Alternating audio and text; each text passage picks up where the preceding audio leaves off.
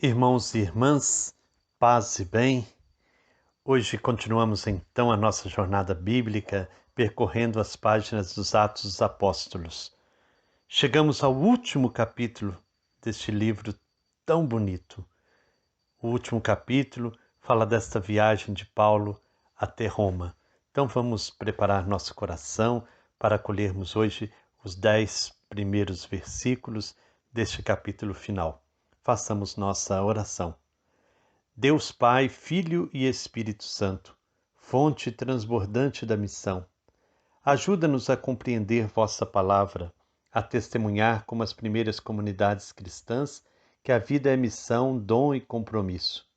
Que os encontros que faremos percorrendo as páginas dos Atos dos Apóstolos ajudem a cada um de nós a ser testemunha profética do Evangelho numa igreja em saída, de discípulos e missionários em estado permanente de missão.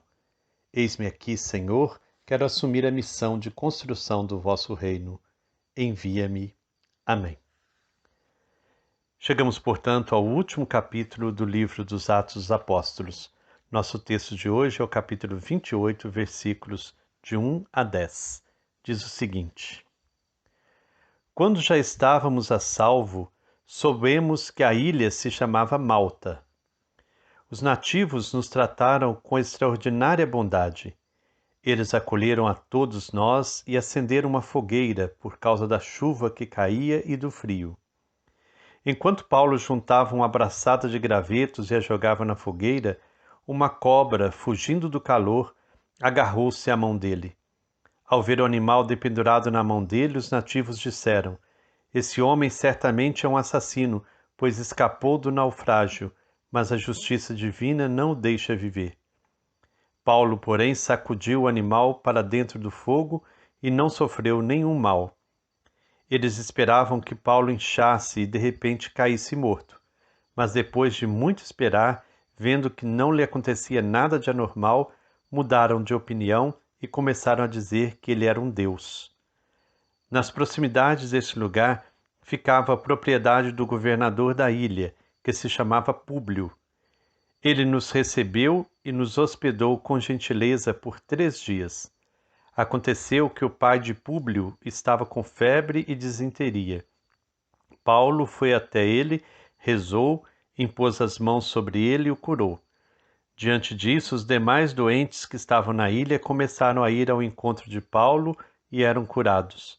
E os que foram curados também nos trataram com todas as honras.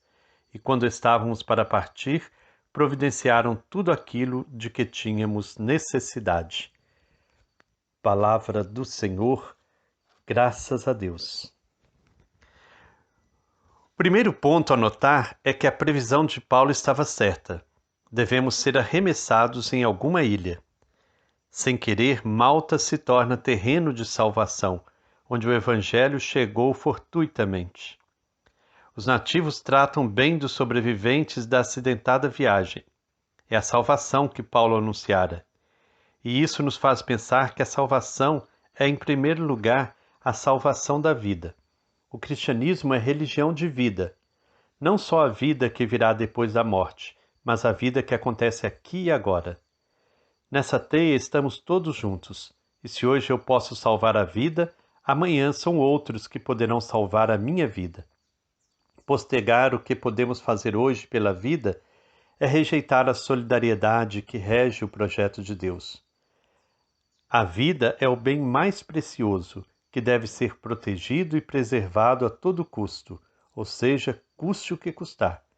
Diante da vida caem todas as barreiras e preconceitos de raça, cor, língua, ideias, tudo, pois é no espelho da vida que nos reconhecemos.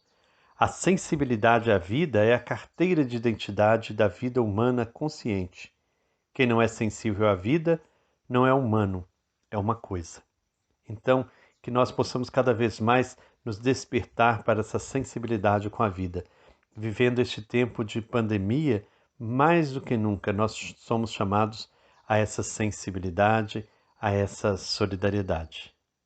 Na praia é feita uma grande fogueira para aquecer os náufragos. Paulo está na ativa, recolhendo lenha para a fogueira. Inesperadamente, uma cobra sai da lenha e gruda em sua mão. Tratava-se de uma víbora, uma das espécies com veneno mais mortífero. Paulo, tranquilo, sacode a mão e atira a cobra no fogo. Os nativos se espantam, julgam os acontecimentos e, na visão deles, ficam assustados. Paulo devia ser um assassino, pois escapara de todos os perigos da viagem, mas agora estava sendo punido mortalmente.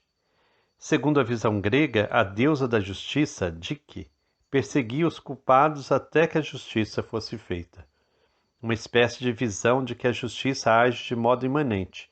O que se faz se paga inevitavelmente. Os nativos esperam que Paulo fique inchado e morra logo em seguida, o que não acontece, e então vem a reação oposta. Aquele homem deve ser um deus. O que aconteceu realmente? Um cumprimento do Salmo 90, no versículo 13.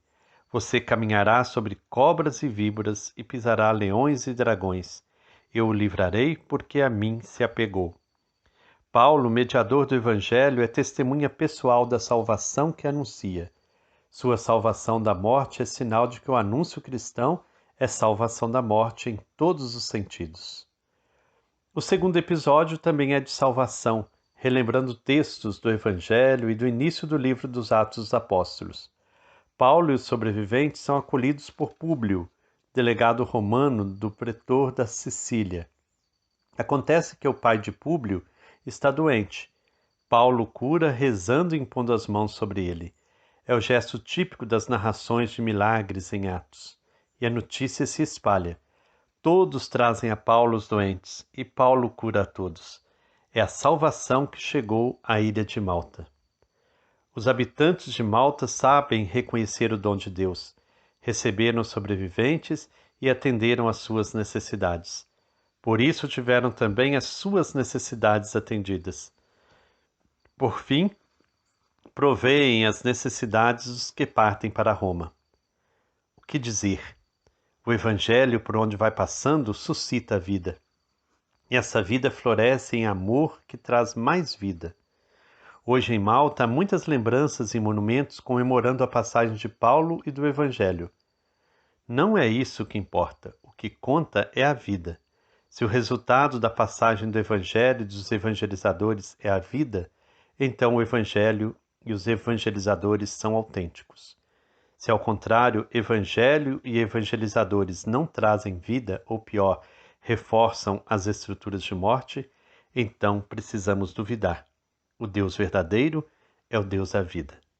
Então, o convite que faço para vocês hoje, para refletir, é se nós, como cristãos, como evangelizadores, como missionários, por onde passamos, transmitimos vida, é vida que floresce? Nossos missionários, nossos evangelizadores, nossos padres, leigos, por onde passam, semeiam vida, é vida que floresce? Que o Deus, fonte de amor e bondade, nos abençoe, em nome do Pai, do Filho e do Espírito Santo. Amém. Paz e bem.